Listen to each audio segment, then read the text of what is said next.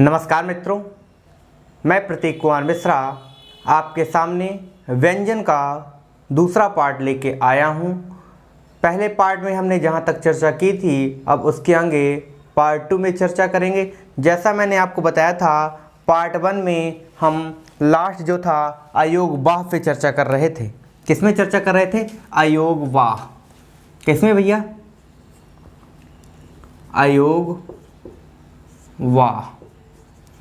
नाम से ही स्पष्ट है, वे वर्ण जो ना तो स्वर होते और ना ही व्यंजन होते, अपितु दोनों होते हैं, वो क्या कहलाते हैं? अयोग वाह कहलाते हैं। इनकी हिंदी में संख्या जो है 2 है। कौन कौन सी है?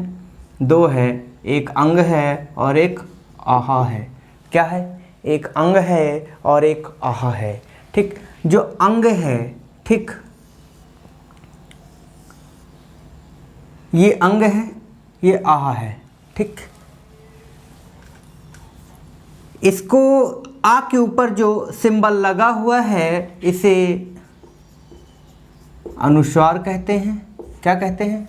अनुस्वार कहते हैं। और आ के बगल पे जो सिंबल लगा हुआ है, उसे विसर्ग कहते हैं। क्या कहते हैं? उसे विसर्ग कहते हैं। ठीक,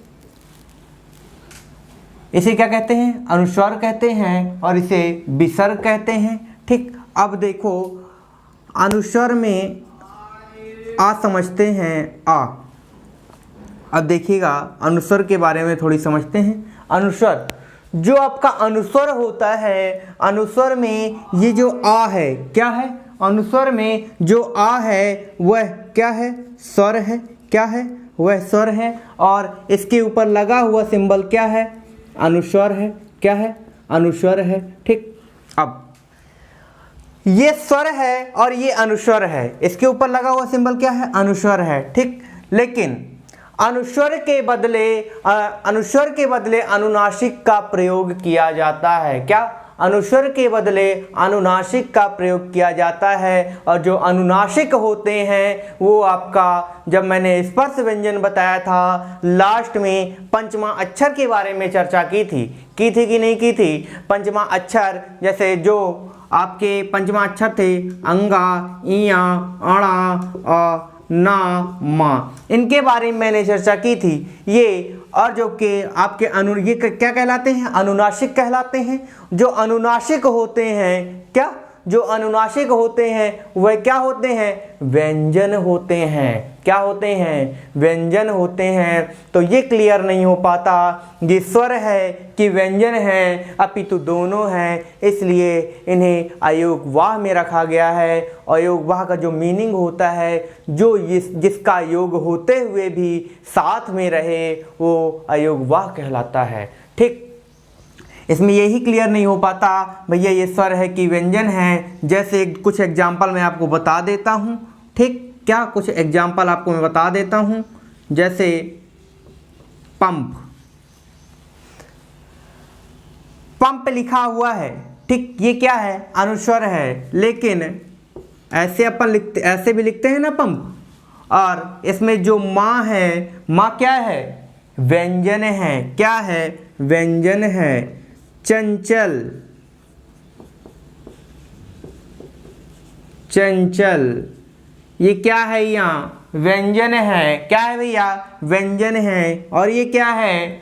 ये अनुस्वार है। इसके बाद दंत, अंत,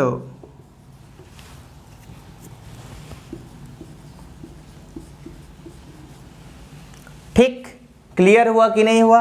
ये हुआ आपके अयोग वाह के अंग में, यानी अनुस्वार में हमने चर्चा की। इसको भैया आप अगर स्क्रीनशॉट लेना चाहो तो ले सकते हो, नहीं तो हम आगे तो बढ़ ही रहे हैं और बढ़ते रहेंगे। ठीक, इसके बाद आता है अपना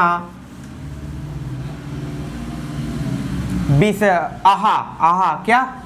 आहा। आहा में अपन किसके बारे में चर्चा करेंगे? आहा में अपन जो चर्चा करेंगे, किसके बारे में चर्चा करेंगे?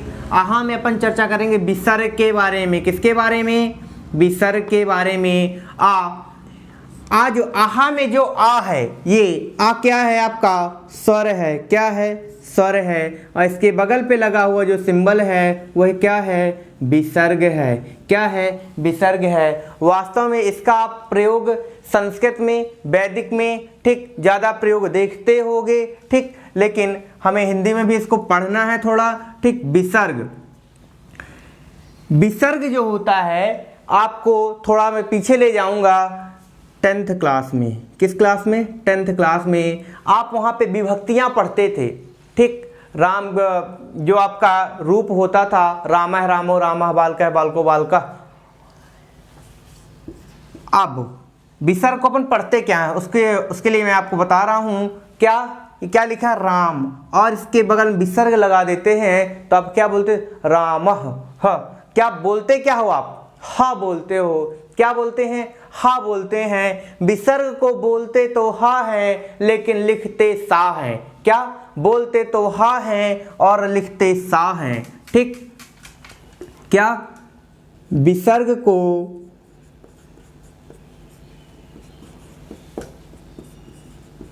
बोलते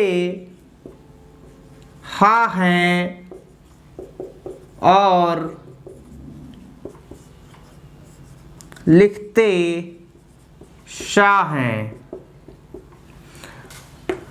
हा और सा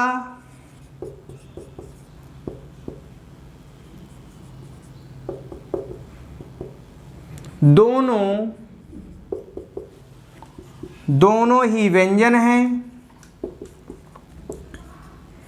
इसी तरह इसमें भी एक चीज क्लियर नहीं हो पाती, आहा स्वर है कि व्यंजन है, अपितु दोनों हैं। क्या? अपितु दोनों हैं। इसलिए इसको क्या कहते हैं अपन? अयोगवाह। क्या कहते हैं इसको भी? आहा को भी विसर्ग, आहा को भी क्या कहते हैं? अयोगवाह। क्या कहते हैं? अयोगवाह। जैसे एग्जाम्पल लिए लिखते हैं प्रातः, तो प्रातश ठीक। बोलते हा है, लिखते सा है ठीक। इतना बस आप ध्यान रखिएगा। ये अपने अयोगवाह यहाँ खत्म होता है ठीक। इसके बाद अपन चर्चा करते हैं, किस पे चर्चा करनी है अपन को? अपन चर्चा कर रहे थे व्यंजन पे ही ठीक। बीच में अयोगवाह थोड़ी बताना जरूरी था ठीक। अब इसके बाद अपन व्यंजन पे जो चर्चा करते हैं, व्यंजन पे अपन को चर्चा करनी है अल्प प्राण और महाप्राण पे। अल्प प्राण, महाप्राण ठीक। ये है क्या? ये जो वर्गीकरण किया गया है श्वास वायु के आधार पर किया गया है। किसके आधार पर किया गया है? श्वास वायु के आधार पर किया गया है। किसके आधार पर? श्वास वायु के आधार पर। ये व्यंजन का जो वर्गीकरण है श्वास वायु के आधार पर ठीक। श्वास वायु के आधार पर वर्गीकरण। श्वास वायु के आधार पे वर्गीकरण दो प्रकार से है। कैसा? एक अल्प प्राण है, दूसरा महाप्राण है। क्या? एक अल्प प्राण है, दूसरा महाप्राण है। इसमें अपन को जो वर्गीकरण करना है 33 वर्णों का करना है। किनका? 33 वर्णों का करना है। और 33 वर्ण आपके कौन कौन से हैं पहले मैं आपको ये बता देता हूं। का, ख, ग, घ, अंगा, च, छ, ज, झ, इया, ट, ठ, ड, ढ, अणा, त, थ, द, ध, ना, प, फ, ब, भ, म ठीक। इसके बाद अपन य, र, ल, व, 4 ये हुए आपके अंतस्थ व्यंजन। इसके बाद अपन ऊष्म या संघर्षी व्यंजन को चर्चा करते हैं। श, स, श, ह ठीक। ये आपके ये जो 25 हैं, क्या 25 हैं? कौन? ये 25 हैं स्पर्श व्यंजन कहलाते हैं ठीक। ये अंतस्थ कहलाते हैं। क्या कहलाते हैं? अंतस्थ व्यंजन कहलाते हैं ठीक। और ये क्या कहलाते हैं आपके ऊष्म या संघर्षी व्यंजन कहलाते हैं, ऊष्म या संघर्षी। इसमें आप ये थोड़ी नंबरिंग कर लें, आपको चीज़ें याद, अगर नंबरिंग आप कर लेते हो तो चीज़ें आपको याद करने में इजी हो जाती हैं, ठीक। अब देखो 1 2 3 4 5, ठीक, इन्हें वर्गीय व्यंजन के नाम से भी जाना जाता है, ठीक। अब देखो जो अल्प प्राण होता है, जैसा नाम है अल्प यानी क्या होता है, थोड़ी, क्या होता है, थोड़ी। जब इन वर्णों के वे वर्ण जिनके उच्चारण करने में जो श्वास वायु कम मात्रा में बाहर आती है उसे अल्प प्राण कहते हैं। क्या कहते हैं, उसे अल्प प्राण कहते हैं। क्या कहते हैं, उसे अल्प प्राण कहते हैं। और याद करने का मैं तरीका भी आपको बता दूंगा, क्या याद करने का मैं आपको तरीका भी बता दूंगा। अल्प प्राण कहते हैं, अल्प प्राण, अल्प, क्या, अल्प, ठीक, प्राण।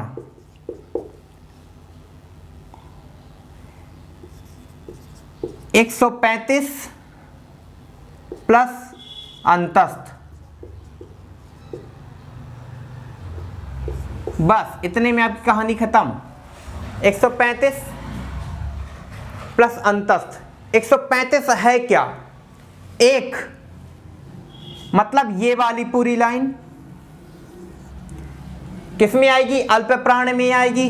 3, ये वाली पूरी लाइन अल्प प्राण में आएगी। 5, ये वाली पूरी लाइन किसमें आएगी, अल्प प्राण में आएगी। यानी 1 2 3 4 5 6 7 8 9 10 11 12 13 14 15 और उसके बाद क्या लिखा है, अंतस्थ। मैंने बताया था या रा लावा, ये क्या कहलाते हैं, आपके अंतस्थ व्यंजन कहलाते हैं। और इनकी संख्या 4 है, यानी 15 प्लस 4 कितना हुआ, 19। अल्प प्राण कितने हुए, 19। और इसके बाद आपका क्या आता है, महाप्राण। क्या आता है, महाप्राण। महाप्राण क्या कहलाता है, जैसा शब्द है भैया, क्या, जैसा शब्द है वैसा ही इसका काम है, ठीक। शब्द से आप शब्द पे जाना, शब्द से लॉजिक लगा के, क्योंकि ये चीजें आपको भूल जाएंगी, ठीक। अभी तो चलो मैं बता रहा हूं, अभी याद है, ठीक। कुछ समय बाद या 10-15 दिन, स्वाभाविक सी बात है, कॉपी दोबारा खुलनी नहीं है, ठीक। एक बार पढ़ लिया है तो ठीक, वो खुलेगी जब एग्जाम होगा, उसके 1-2 दिन पहले ही खुलती है, ठीक। तो एक तरीका बता देता हूं, याद कैसे रखोगे। महाप्राण, क्या, महाप्राण। महाप्राण शब्द क्या लिखा, महा और प्राण। महाप्राण कब जाएंगे, ठीक, महाप्राण कब जाएंगे, 2 और 4, क्या, 2 और 4, 24 घंटे ऊष्म। ऊष्म यानी क्या होती है, गर्मी, ऊष्मा, ठीक, गर्मी। जब 24 घंटे गर्मी रहेगी, क्या, 24 घंटे गर्मी रहेगी तो स्वाभाविक सी बात है प्राण निकलेंगे, प्राण नहीं महाप्राण निकलेंगे, ठीक। वो याद करने का तरीका है, ऐसा कुछ भी नहीं है, ठीक। इसमें 2 और 4 यानी ये वाली लाइन खा छा ठा था फा घा झा ढा धा भा, ये वाली लाइन, और आपका उसमें जो संघर्षी व्यंजन कहलाते हैं, सात शरीफा, सात षटकोण, सात श्रोता और हा हलवाई, ये क्या कहलाते हैं, आपके महाप्राण कहलाते हैं। क्या कहलाते हैं, महाप्राण कहलाते हैं, ठीक भैया, ये आपके महाप्राण कहलाते हैं, ठीक। क्लियर, ये तो हुआ आपका श्वास वायु के आधार पर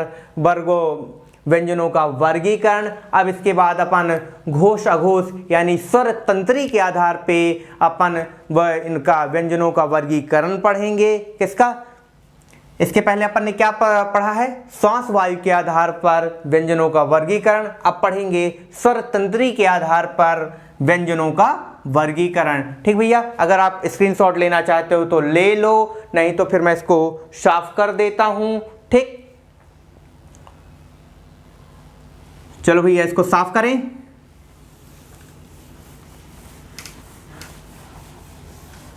इसको अपन साफ कर देते हैं।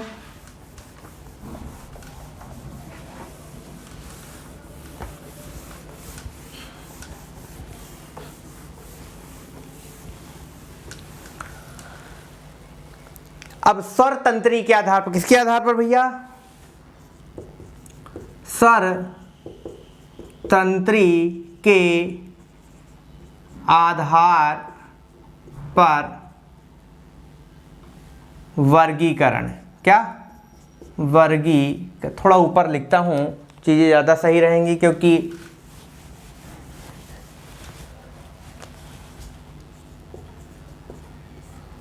स्वर तंत्री के आधार पर वर्गीकरण।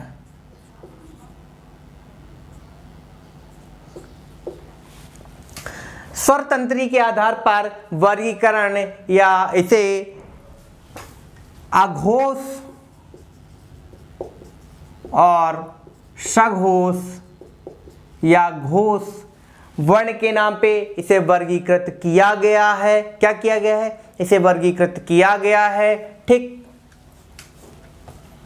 जो अघोष होता है, अघोषों की संख्या 13 है, सघोषों की संख्या 20 है। 20 10 30, 20 10 30, 30 3 33। ठीक, करना किस हिसाब से है? क ख ग घ अंगा, च छ ज झ इया, ट ठ ड ढ अणा, थ द ध न, प फ ब भ म। फिर इसके बाद या रा ला वा, शा स श हा। देखो भैया, अपन इसके पहले अपन ने क्या पढ़ा? श्वास वायु के आधार पर। अब पढ़ रहे हैं अपन स्वर तंत्री के आधार। स्वर तंत्री जो होती है, ये इसके बारे में ये पढ़ना था कि 1 2 3 4 5 स्वर तंत्री में कंपन होता है कि नहीं होता है। ठीक, सिर्फ इतना ध्यान रखना। अघोष जैसे आ लगा हुआ है, ठीक, आ, तो ये ध्यान रखना, वे वर्ण जिनके उच्चारण में स्वर तंत्री में कंपन नहीं होता है वो क्या कहलाते हैं? अघोष कहलाते हैं। क्या कहलाते हैं? अघोष कहलाते हैं। इतना ध्यान रख लेना। इनकी संख्या 13 है। कितनी है भैया? 13 है। और वो 13 कैसे आप याद रखोगे? देखो भैया, 12, ठीक, कितनी? 12। ये 12 क्या है? 12 वर्ण नहीं है। याद करने का तरीका है ये वाली लाइन और ये वाली लाइन। कौन सी? का और खा दोनों वाली लाइन क्या कहलाती हैं? 1 और 2 यानी 12 प्लस शा शरीफे का, शा षटकोण का और सा सरौते का, यानी 5 दूनी 10, 5 इसकी 5 दूनी 10, 3 13। कितने हुए? अयोगवाहों की संख्या 13 हुई। कितनी हुई? 13 हुई। अब सघोष जो होते हैं वे वर्ण जिनके उच्चारण में क्या? जिनके उच्चारण में स्वर तंत्री में क्या? जिनके उच्चारण में स्वर तंत्री में कंपन होता है। क्या?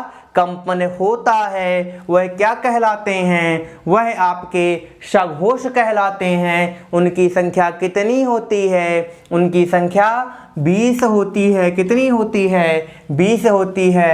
345 प्लस आपके 345 प्लस अंतस्थ यानी या रा ला वा और हा।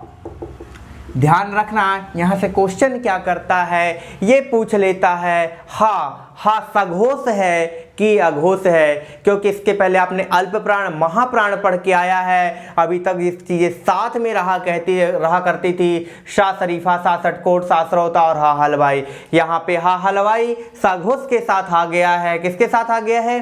सघोष के साथ आ गया है। यहाँ पे क्वेश्चन कुछ नहीं है, चीज़ें वही हैं। एग्जामिनर आपके दिमाग से खेलता है।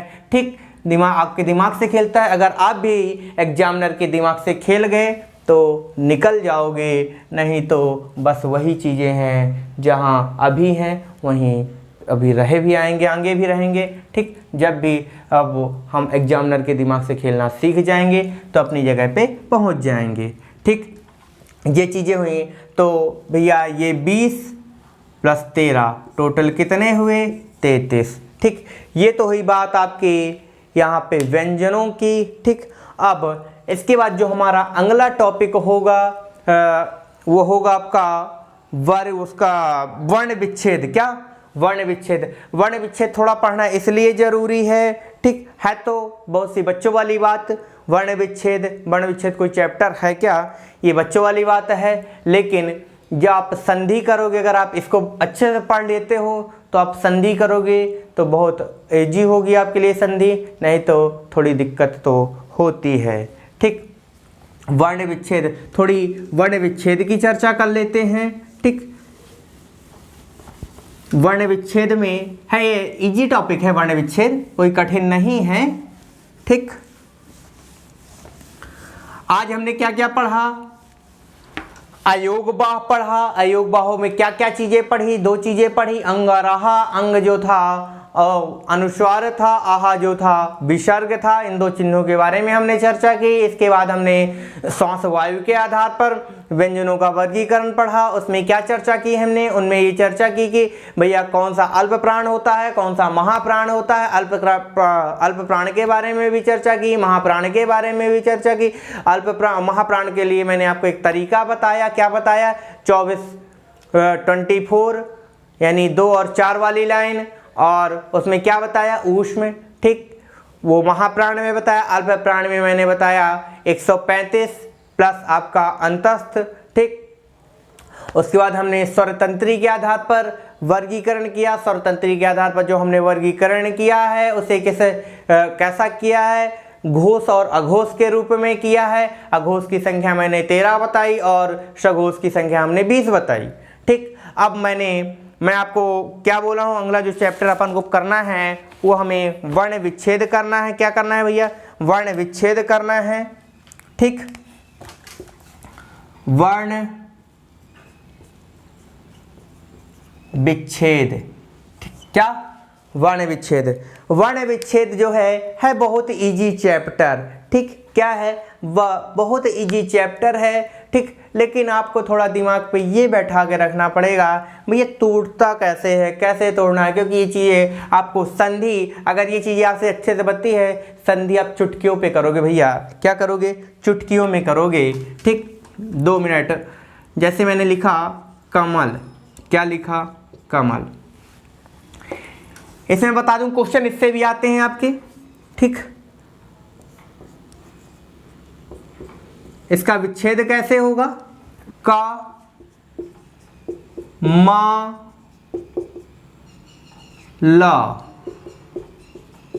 ये क्या हुआ? कमल। क्या हुआ है भैया? कमल है। अगला एग्जाम्पल जो है आपका पक संजय। क्या? संजय। ठीक,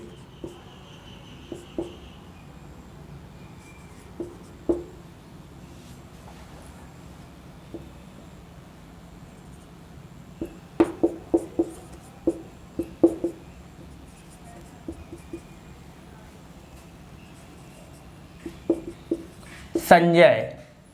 ठीक, इसके बाद आपका क्या हुआ? एक 2-4 वर्ण अपन कर लेते हैं। ठीक, हाँ, वर्ण का ही बता दो भैया। वर्ण,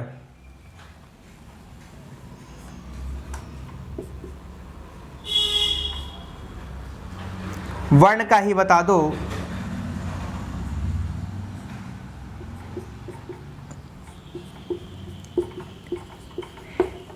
ये होगा इसका वर्ण विच्छेद। वर्ण का ही वर्ण।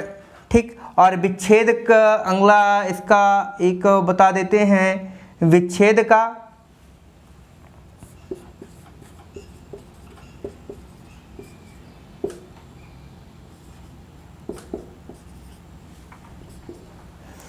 छोटी इसलिए लगा है क्योंकि यहाँ छोटी लगी हुई है। ठीक, आधा चा। ठीक,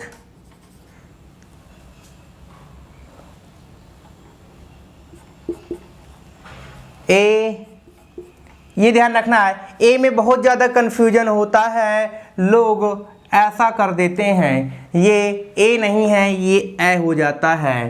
ठीक, क्या हो जाता है? ए हो जाता है। छोटा बड़ा अगर आपको याद हो, ए एड़ी का ए ना का, ए एड़ी में एक मात्रा होती है और ए नक में दो मात्रा होती है। यहाँ पे एक मात्रा लगी हुई है तो ए होगा, और नीचे आ जाते हैं, कट जाएगा उधर। ठीक, द। ठीक, ये होता है आपका वर्ण विच्छेद। क्या होता है? ये आपके वर्ण विच्छेद है। कुछ मैं आपको दे देता हूँ, 2-4 ठो, आप इन पे प्रैक्टिस करिएगा। ठीक, अगर नहीं समझ में आता है तो आप मुझे कमेंट करके बता दीजिएगा, तो मैं आपको अगले लेक्चर में संधि से पहले इसको एक बार रिवीजन करवा दूंगा। ठीक भैया,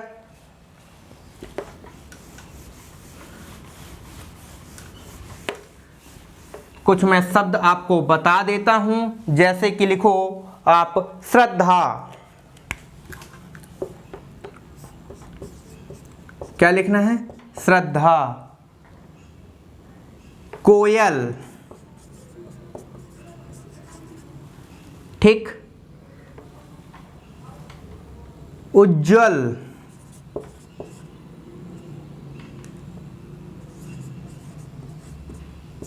उज्जवल। पति।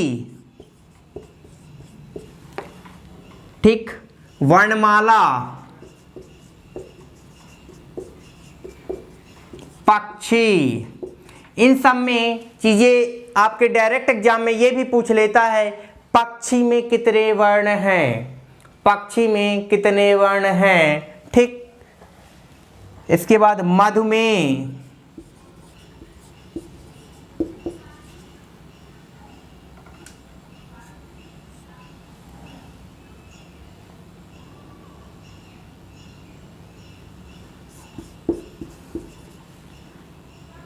ऐश्वर्य।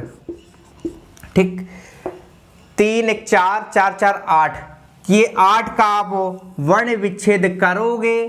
ठीक, अगर नहीं बनता है तो आप कमेंट करके मुझे बताना। कमेंट पे ही अगर आपको आंसर, अगर मैं देखा तो कमेंट पे ही आपको आंसर दे दूंगा, नहीं तो जब हमारा अगला वीडियो आएगा उसमें मैं इनका वर्ण विच्छेद बता दूंगा, लेकिन बताऊंगा तभी जब आपका कमेंट आएगा।